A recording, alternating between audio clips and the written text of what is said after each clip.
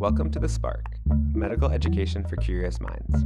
We present the stories behind the people at UCSF and get to know the human behind the professional. I'm Paul Branfenbrenner, a student in the School of Medicine. And I'm Chloe Solis. This season, we're sparking a new conversation across UCSF. Where do you find joy, meaning, or purpose in your work? So, Paul, tell us a little bit about today's guest. Yes, I am so excited for this guest. I had a chance to talk with Dr. Peter Ureste, who is a psychiatrist at San Francisco General, and also my coach for the Clinical Microsystems Clerkship.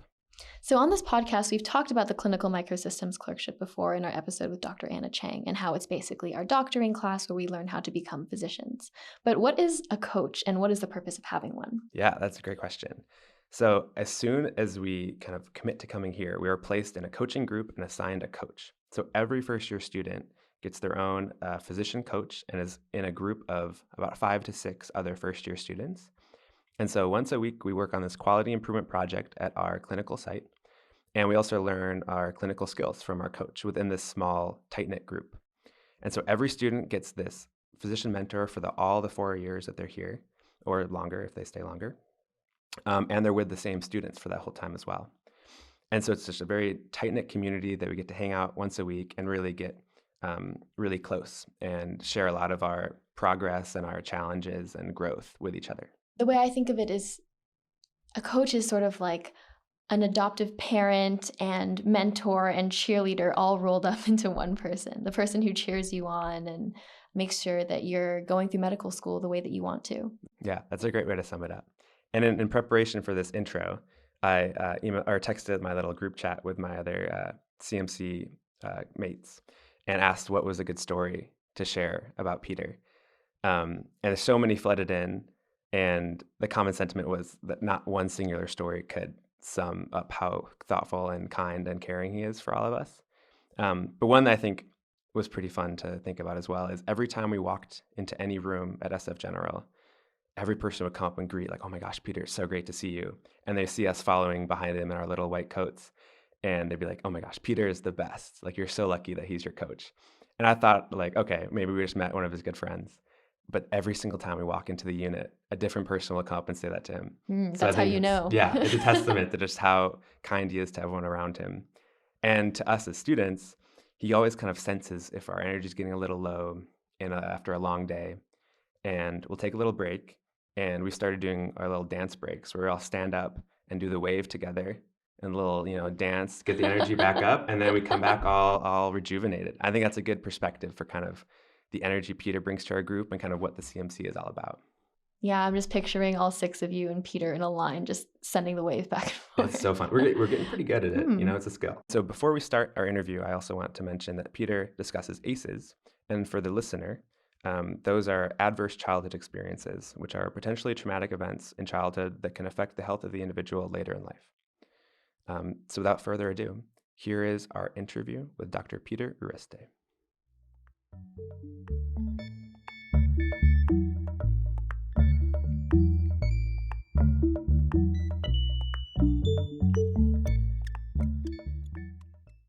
Okay, welcome into The Spark. I'm here with our next guest, Dr. Peter Ureste.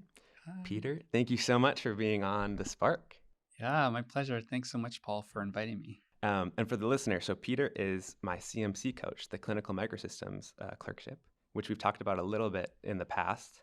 So every Thursday, I get to spend the day with Peter and the rest of my classmates in our group, and we learn clinical skills and work on a quality improvement project together.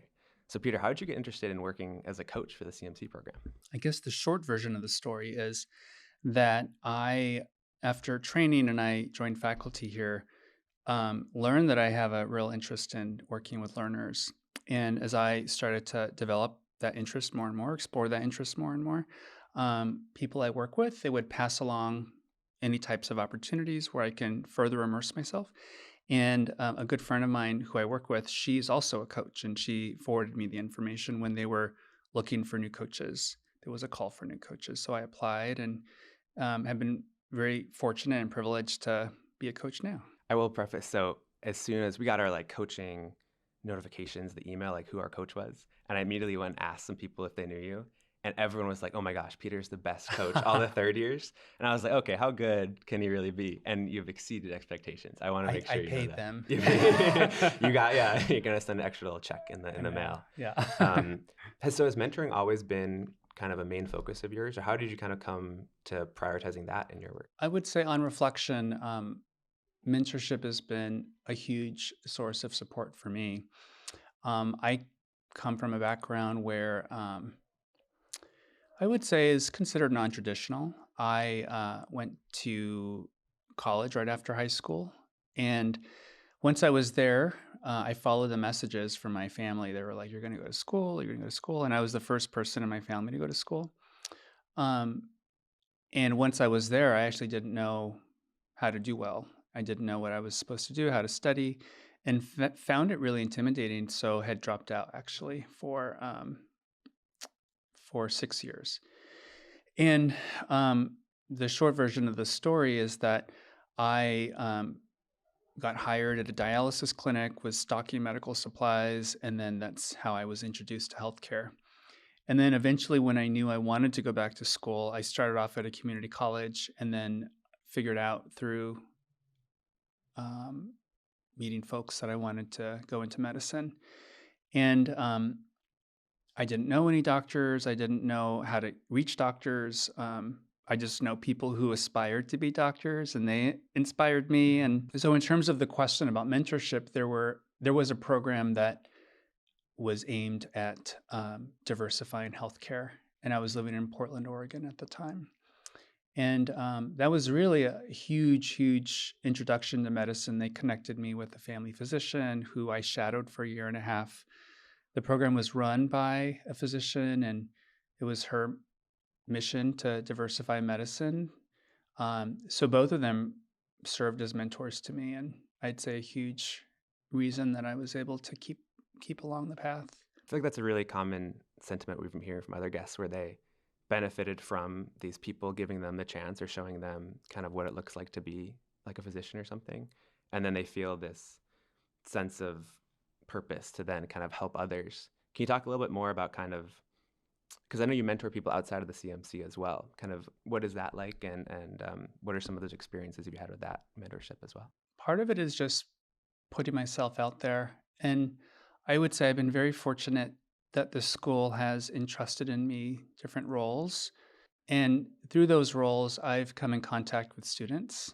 I think some of the roles that I currently hold, in addition to being a coach, I'm part of the anti-oppression curriculum and have met students through some of the work through there. I've also worked closely with the Physician Identity Weeks, and just recently have started to give talks around that topic, specifically identity formation. And I think through all of those different roles, students have come up to me, or I've engaged with them through work, and I think some of them just explicitly ask, can I keep meeting with you? And I just feel so honored and really lucky to have that relationship with folks. And I think in terms of how it looks, I have some folks who I meet with regularly, once a month. I have some folks who I check in every 3 to 4 months, sometimes longer. And then I have some folks, like over the summer, I'm part of a summer program where I work with students one-on-one, like 2 times. And then after that, some of them are like, we're done, bye. And then there's some that I continue to see. So there's a lot of variations. Yeah. It makes a lot of sense why I feel like people would, once they meet you, really want to have you as a mentor. I just, in our like 3 months together, you're such a caring person. You can really tell that you care about your students and wanting them to do well, and like well, and more than just like passing a class, or you just want them to feel heard and cared for. And I think that's something that's so refreshing and important. And I want to make sure you know that we all of us really appreciate that. Thank you. And so we've had a chance to talk a little bit about your path, first kind of learning that you might be interested in medicine. And so now you're a psychiatrist at SF General. Mm-hmm. What was the path like for you to kind of get interested in that field, and kind of what was that like for you? That field was not on my radar initially. Looking back, I was like, of course I was going to be a psychiatrist, but I had mentioned in Portland, I was paired with a family physician who, she let me shadow her for a year and a half, and she wrote a letter for my application. And I really got to observe that specialty and her relationship with patients and was really focused on family medicine. And I think a number of things that I just recently have been reflecting more about that led me to psychiatry. So, one, I grew up with a lot of ACEs. And I think in childhood, many of those things, looking back, primed me to have an anxiety disorder. And I think at a very young age, I was aware of how my emotional state can really affect quality of life. And in general, people's emotional states can affect quality of life. So that was sort of this idea that I was very familiar with. And then I think another instrumental experience was in medical school. All of my whole life, I lived on the West Coast. All of my support was on the West Coast. And I was very fortunate to get into med school in Chicago. So I moved to the Midwest where I didn't know anyone. And it was such a culture shock in many ways. The weather was a shock. I was unaccustomed to studying such long hours during the day, every day. That was a shock. And then also I'm minoritized in various ways. That also was a shock, and sometimes feeling isolated, sometimes feeling tokenized. That during med school, I struggled and actually failed several exams in the first year that I ended up had to repeat my first year of medical school. So what was a 4-year program became a 5-year program for me. And then again, I finished the pre-clerkship years. I studied for step 1, which also was a very challenging time. I was very fortunate to pass step 1, but I was pretty burnt out. And then when I started clerkships, I was a little, I was burnt out. I was maybe spicy, prickly. And then my first rotation was actually in psychiatry. And I was very aware of the difference in my emotional state. Like I was so excited to go to the hospital every day and to be with my patients who were on the psychiatric inpatient unit. And many of the cases were around like suicide, people hearing voices, having a first break psychosis, and the distress that comes with that. And those are just some of the cases that I had seen. And it was just so meaningful to like come to the hospital and just be present and use simple skills that I felt like I could do, like compassionate listening and just helping someone feel heard. And that was really meaningful. And that started to like open my eyes to psychiatry as a field. So it was really third year. It's so valuable to hear because when we watch you kind of talk to patients in practice, we're like, oh my gosh, this is an incredible doctor who's so skilled. And it's like shows that your performance on tests really does not indicate like if you're going to be a compassionate, good physician. But I think it's really hard, at least in my position now as a first year, to kind of feel that way, where everyone's like, oh, you have to get a good score on this exam because that means you know how to be a good doctor. What advice do you think you would have for people kind of starting out medical school or even before, like in college, who are, think that a lot of their worth or what they're going to be in the future is wrapped up with those grades? Because you've showed that it's really the type of person you can be is totally independent of your score in an exam. Well, I guess what comes to mind is just to emphasize that that's totally true. I think people do have to, unfortunately, this is how the current system is, meet certain benchmarks. But I think the system is changing, not fast enough, but it's still changing in ways where there's a little bit less emphasis on scores. Examples would be medical schools changing their grading system to pass, no pass, or the clerkships now to pass, no pass grading. Step 1 is now pass, no pass. So this removes the pressure to have to get the highest score so that you can be the best person. Instead, you just have to be proficient. And I think another thing that comes to mind is holistic review. I don't think all specialties have actually embraced it, but a lot of specialties have, and psychiatry has as well, looking at the whole application, not just a test score. And sometimes people might have to take step 1, for example, like some standardized exam more than once, and that's no longer held against someone because they're looking at where they start off in life, their distance traveled, and what other things they bring to the table. There's so much context, I think, that is missed in a one-time test score Mm-hmm. that can really benefit from things like that. Totally. So we've talked a little bit about your road to med school, your road to your specialty. And so now you're at SF General. What kind of drew you to working at the General? Well, a lot of it comes from my social identities. I grew up poor. When I was younger, I have memories of my grandmother taking us, my sister and myself, to a public clinic. And I just remember sitting in this clinic lobby. And actually, when I was interviewing for residency, we had walked through this lobby and it was mostly at a public hospital where the training sites. We were walking through this clinic, and it looked just like that clinic. And I was like, oh my God, I want to train here. But to answer your question, I think that experience and wanting to serve my community, even though I don't live in San Francisco, I come from a community where, we had to use public services, and working at a public hospital is my way of giving back. It's important to me, and I've luckily matched at a program where 90% of my training was in a public hospital, and I knew I wanted to work in a public hospital eventually. And so I guess with all these kind of experiences in mind, so kind of your path into medicine and now working as a psychiatrist as well as a mentor, where do you find that you find this meaning in your work? This is kind of our central thesis of our season. So kind of where do you find that joy, meaning, or purpose? Recently I've been thinking about a mission statement, which I'm actually working on a master's degree. I take one class a semester. It's a master's in medical education, academic medicine, but it's basically a teaching degree. And right now our homework assignment is to write a mission statement. And so I've been reflecting more on that. And I think really the driving force is to support people, be of service to people.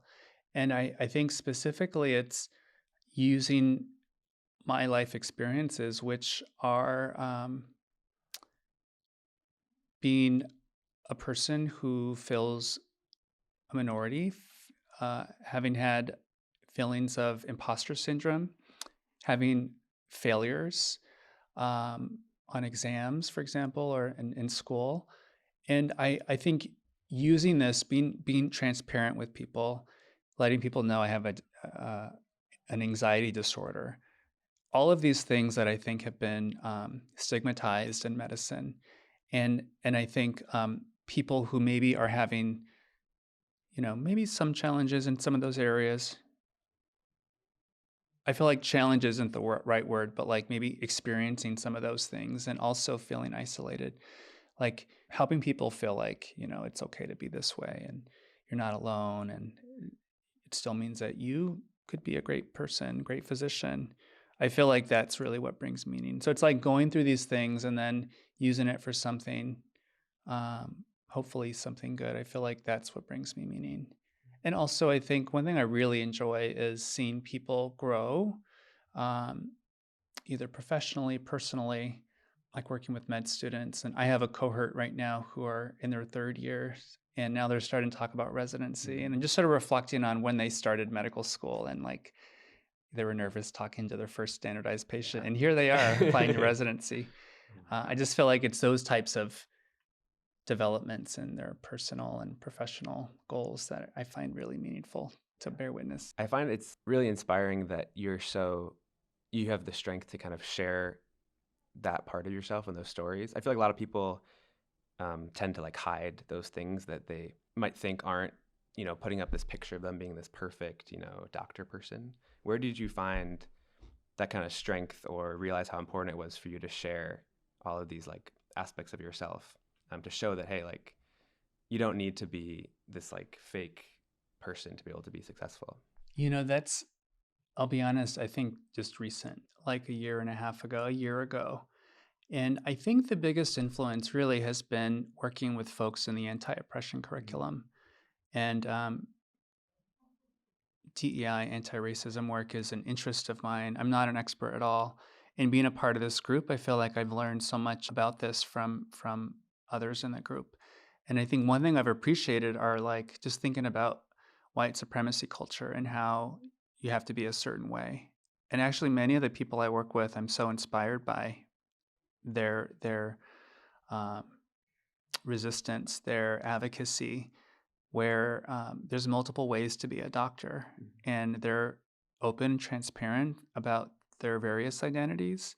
And I feel like I'm just inspired by them. And I think a lot of it really has just come mostly from working with folks in that initiative. Yeah, I'm so inspired to be at an institution that really values that as well. Like, I mean, last Friday we had a lecture on white supremacy in medicine, and I feel like these conversations are so important to be having, especially this early on in our medical education. And so being in a place that places that importance on these topics this early is just makes you really proud to be here. Could you talk a little bit more about how you got interested in working in the anti-oppressive curriculum and kind of what your role is and kind of what projects you're working on over there? Well, it's a work in progress. And I would say, so my interest in that really developed from my identities, my social identities of being a gay, Latino, first gen, growing up poor person with an anxiety disorder. And I have other identities as well, but those are the ones that I hold dear to me. And I think those experiences connected to those identities have shaped me to do mentorship, have shaped me to do recruitment, reaching out to pre-med students, pre-med individuals with pre-med goals. And I think all of this is part of like DEI work, at least trying to recruit to create a diverse field. And I'm a product of these pipeline programs. So that's really, it's like trying to pay it forward. So this is where my interest comes from. And then in terms of the work, I think that currently what I'm working on, I'm assigned to 2 blocks. One of them is life stages, and the other block is Arch Weeks. And my role is to work with course directors to review the different sessions, review the learning materials, the videos, to collaborate, to make sure that the content has this infusion of anti-racism, anti-oppression, as well as the processes.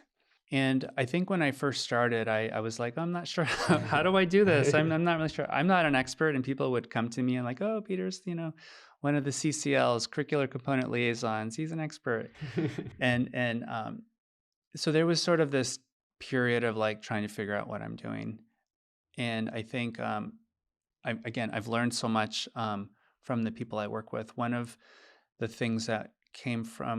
many things came from the work is this curricular review tool that I really appreciate, which is a framework to approach curricula, like a different session, and to think about things that are oppressive or anti-oppressive, thinking about teaching methods that maybe are ways to reduce harm for learners of different backgrounds. Other things that I'm working on through that work, I'm part of 2 work streams. One of them is an equitable assessment work stream. I work with Dr. Karen Hauer, Dean Hauer, and a few other folks. And we think about aspects of assessment that maybe are not equitable. I'm also part of a work stream around sex, gender, and sexuality, and just thinking about how those constructs are represented in the curricula, either through case examples, thinking about where in medical documentation, where we teach students, where should gender be placed? Should it go in the one-liner?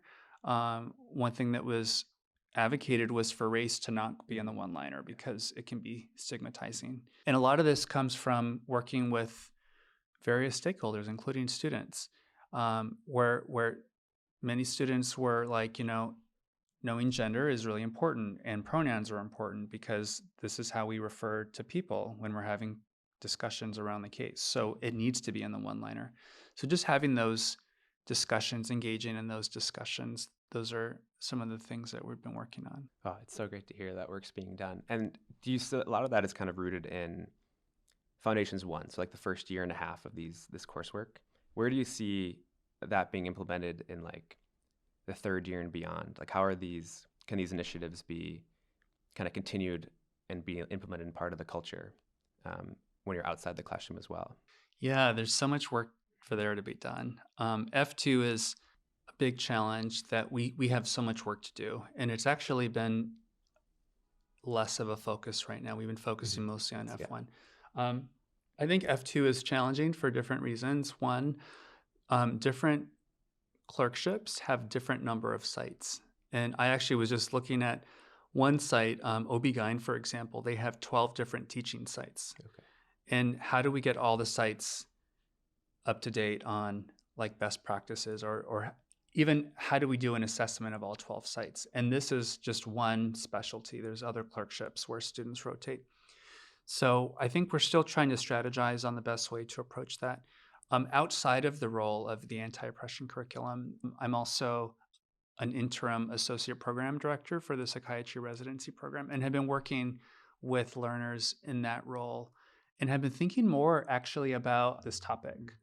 So I think one thing is we've been having patients, which is not a surprise, it happens in other services where they may use hate speech actually.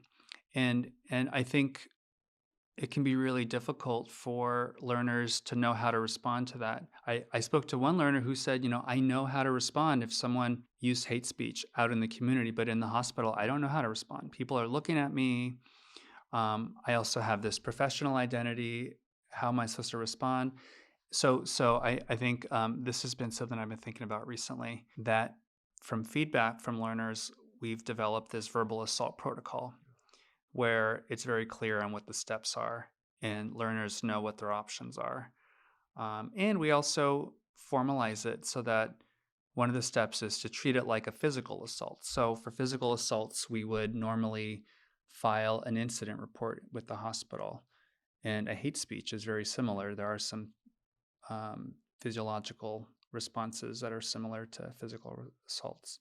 So incorporating that into this protocol, I think, is one way to at least help support learners, support people, I would say. Yeah, it's so important, I feel like, to make sure people know they're supported and not alone when they come into situations like that, and how everyone kind of handles it differently. So there needs to be that space for people to kind of treat it or go about it the way that works for them. And I really appreciate that you have that in mind. You're talking to people to actually get their input there. It sounds like you found a lot of meaning in supporting those around you. And in a field that can be where you give so much, it seems like it can be draining or kind of take a lot away from someone to like always be helping others. What are some ways that you find that you're able to like support yourself or care for yourself when you're doing all of this really heavy emotional work for others? Well, I'm still learning. It's a lifelong process. It's a lifelong process. I think a big thing recently that I've been more mindful about is self-compassion. Mhm. I'm not perfect. I make a lot of mistakes. My skills have not been mastered at all. And I think instead of feeling bad about it, I think I've been trying to practice knowing that I'm doing the best that I can, and I'm human. So that's one thing, is trying to practice self-compassion. Other things too, I think learning to say no sometimes. And it doesn't mean that it's no forever. It just means like maybe right now I can't do it. Another thing is learning to be okay, not always working. Like I'm going away this weekend and I don't have any intention to do any work. I'll probably check my work email, but I would say that it actually took a while to build up to that point. And sometimes it's like 2 steps forward, 1 step back. But I guess building a culture where people know that it's okay to have limits. Having those boundaries are so important because like the more you're able to take care of yourself, the more you're able to enjoy the work and take care of others.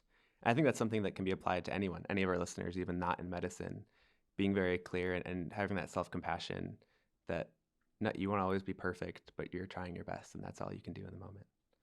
Exactly. Yeah.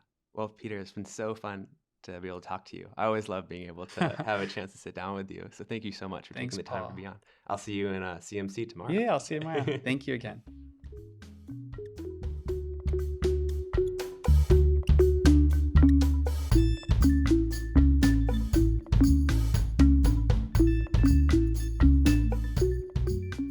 So, Paul, you chose to interview Peter, who is your CMC coach. And for a lot of us here at UCSF, our coach is sort of our first contact or our first mentor throughout medical school. And it made me wonder, what does mentorship look like to you? Or what do you look for when you look for good mentorship? That's a really good question. And it's something we've been talking about a lot as a class because we recently had our inquiry immersion section of our curriculum where we talk about finding research mentors and other mentors preparing for our future careers. And one thing we talked about that I definitely agree with is that mentorship is a two-way street, where finding a good mentor is as much as kind of receiving their advice and wisdom, as well as kind of giving to them that relationship and experience that makes it a really rewarding relationship. And with Peter, I found that his ability to be so supportive and just present for all of our students, and for me and my other cohort in our CMC group, has really made our adjustment to the first year of medical school so much easier than it would have been without him. And I think that we were able to kind of every Thursday make this really fun atmosphere for him to be in and kind of hopefully kind of give back to him in that way, making it that sort of two-way street. Before we started recording too, we also talked, me and you, about your kind of experience with mentorship, and you had a very wise thing, your take on mentorship. Would you want to share that with our Yeah, my listeners? metaphors. Okay, so I think the way that I think about good mentorship is that good mentorship is sort of like Google Maps. You have the voice on your phone telling you to make a left or make a right, and it's guiding you step by step to get from point A to point B. And while that sort of mentorship is good, it is hand-holding, it is getting you to where you need to be, but in a way that doesn't necessarily allow you to cultivate that sense of independence. For me, the difference between good mentorship and great mentorship is that a great mentor is more like a compass, someone who always shows you true north, but ultimately lets you be the driver of whatever decision is you're making of getting from point A to point B. So they won't tell you turn left or turn right, but they'll just show you the way in a fashion that allows you to be independent and to create that sense of, self-worth and, oh, hey, I can do this on my own without Google Maps telling me, how to get from one place to another. And for me, I think that's the difference. I really love that. So for our listeners this week, I think keep looking for ways that you can be the compass for those around you and really highlight the importance of relationships and be present with those around you. And so thank you again for listening to this episode of The Spark, and be sure to tune in to our next episode.